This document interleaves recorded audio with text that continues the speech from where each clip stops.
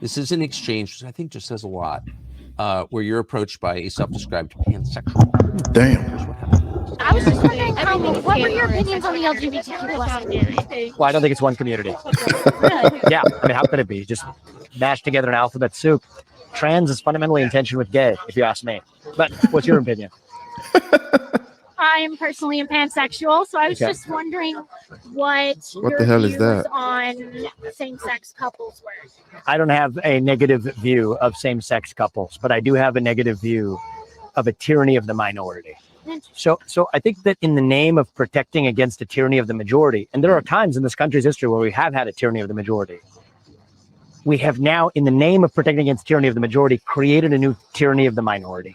Yes. And I think that that's wrong. I don't think that somebody who's religious should be forced to officiate a wedding that they disagree with. I don't think somebody who is a woman who's worked really hard for her achievements should be forced to compete against a biological man in a swim competition. I don't think that somebody who's a woman that respects her bodily autonomy and dignity should be forced to change clothes in a locker room with a man. That's not freedom, that's oppression. And so I believe that we live in a country where free adults should be free to dress how they want, behave how they want, and that's fine. But you don't become oppressive by foisting that on others. And that especially includes kids, because kids aren't the same as adults. It's just a beautiful answer in so many ways, but I just want to parse your initial answer. 3 parts about it I love. She comes up and says, what are your opinions in the LGBT community? First, you question the premise of the question itself. How is it a community? Trans is fundamentally in tension with gay, as you say. That's not a community. I agree with that. Second, you're completely calm and you explain yourself. And third, you say, what's your opinion? Yeah. And you throw it back to her. But to the first thing, trans is fundamentally in tension with gay. I have not heard anybody say that in public. What do you mean? Well, I mean, first of all, it's just starting with the L and the G. Most lesbians don't like gay men and vice versa. But then now you keep adding. I don't think you can say that. It's too true. And you sort of like further start playing this out. Wait. Trans is this totally weird separate thing. That's like, so like, you're just like mashing this like alphabet soup just to create an us versus them destruction of modern order. Sorry, I should say I someone in the studio is nodding. Who would know? What you just said is true. It's the truth. I mean, really. And so the truth is, let's just take, I mean, we could have a lot of fun with this one, but just take some of the suppositions here and see if this logically makes sense, right? Like one of the suppositions in the gay rights movement, which, I'm totally open to this, but it's just partly of how we created gay rights in this country, is that the sex of the person you're attracted to is hardwired on the day you're born, even though there is no gay gene. Now, if you make it one movement, the LGBT movement, that's the same movement that also now says that your own sex is completely fluid over the course of your life, even though there is a definitive sex chromosome. Like, you can't believe these two things at the same time. They're fundamentally Nonsensical. It's nonsensical. And so that's what it reveals what's going on, Tucker, is that these are cult-like belief systems, right? Because if it's a religious cult, then you don't have any obligation to logic if you're subscribing to a religion. And the worst religions are the ones that fail to recognize themselves as religions. I think religion can be a great thing. You and I are both pro-religion, pro-faith, if we recognize that we're actually exercising faith.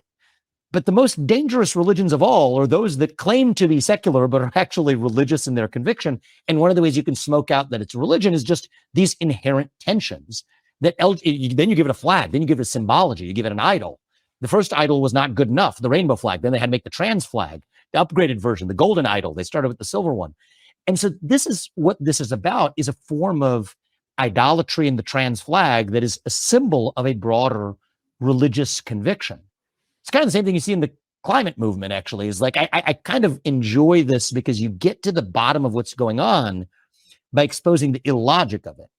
Right? Like on the climate, there's a parallel for what's going on with LGBT with climate. You think two different issues. What are you talking about? Well, the same people who are antithetical to carbon emissions here in the United States are perfectly fine with shifting those carbon emissions to China, even though it was supposedly global warming that we're addressing. Or the same people who are hostile to carbon emissions are also hostile to nuclear energy, which is the most productive form of carbon-free energy production known to man. Again, you can't believe both of those things at once unless you're subscribing to a broader religious worldview. And I think that religion is actually, it's the same religion, whether it relates to the climate dogma, whether it relates to LGBTQIA+ism, whether it relates to racial wokeism. It's a broader vision that defines itself in opposition to the American vision, to the American way of life that says we are individuals, individuals who are members of these units we call families, families which are embedded in the substructure of this thing we call a nation, and a nation which exists under the broader blessing of God. Individual, family, nation, God. That is one worldview. And the thing we're describing here is an alternative worldview grounded in race, in gender, in sexuality, in climate. And one of the things that I feel for some of the people who subscribe to this religion, I somewhat felt for this woman, right? She wasn't, there are others like her. There's another one actually at the Iowa State Fair who had similar beliefs that did not comport him or her or they self, whatever this individual was, in the same civil manner that this woman did.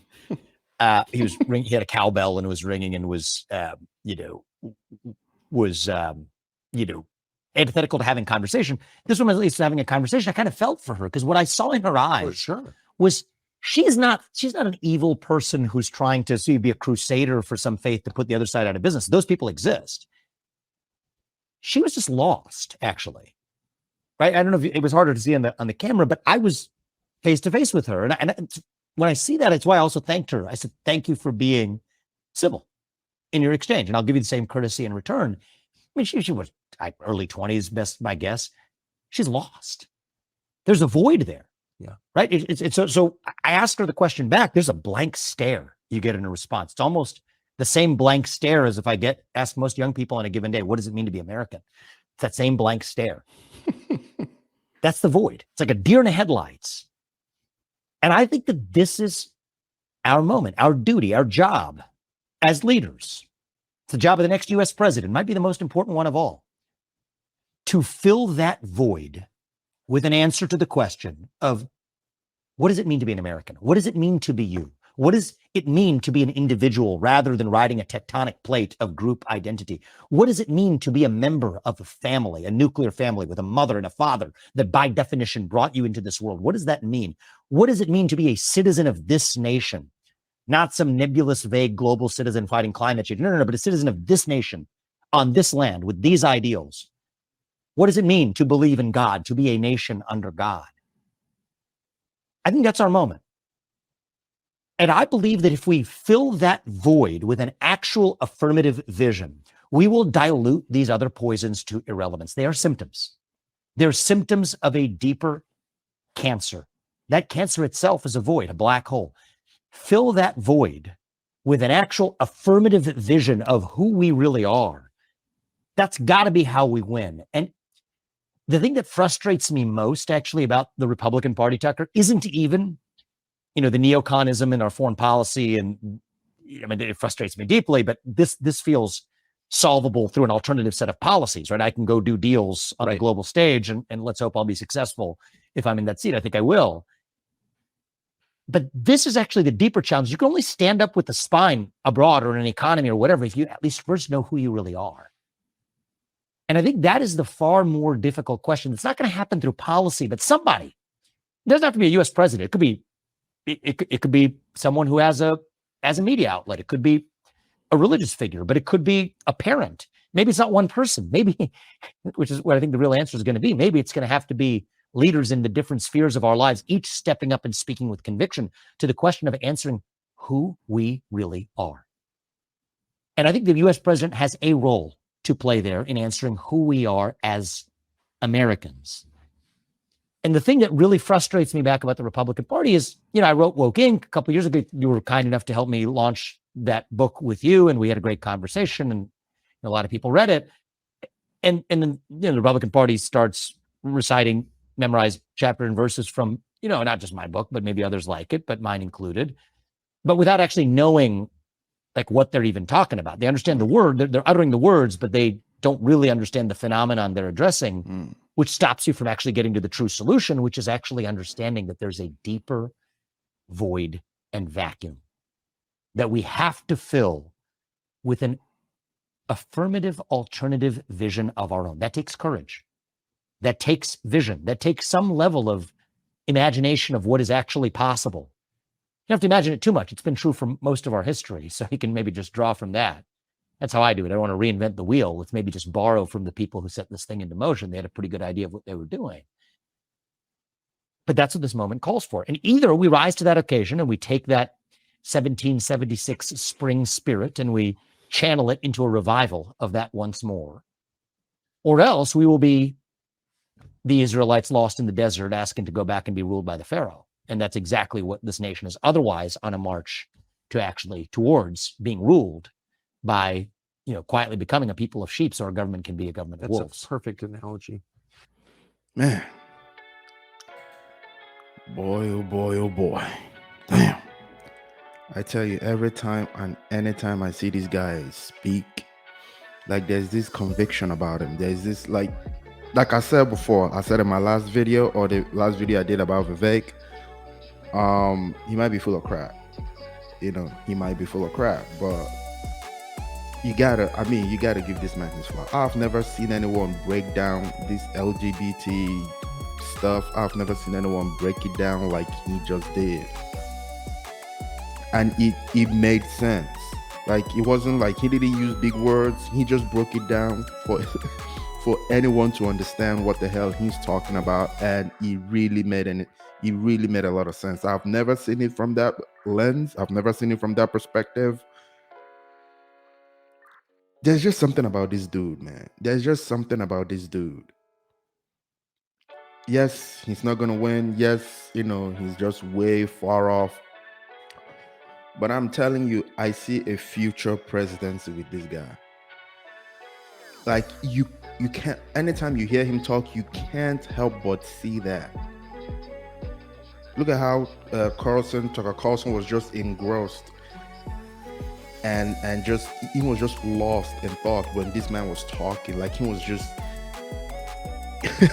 man. Anyway, there's just something about this dude. I keep saying it. There's just something about this dude that is just captivating. There's just something about him that is just his charisma, the way he talks. This guy is. I see a future presidency with this guy. DeSantis, I don't know if he, man, he sounds like a bureaucrat now. He sounds like he's been bought and paid for, from my own perspective. Now, you might disagree, but from my own perspective, he sounds like he's been bought and paid for. To me, that's just the way he sounds to me lately. Not before, lately. But anyway, if you like the video, please hit that like button, hit the share button, leave your comments down below. I would love to read them. And if you may, please subscribe. You guys have a good night.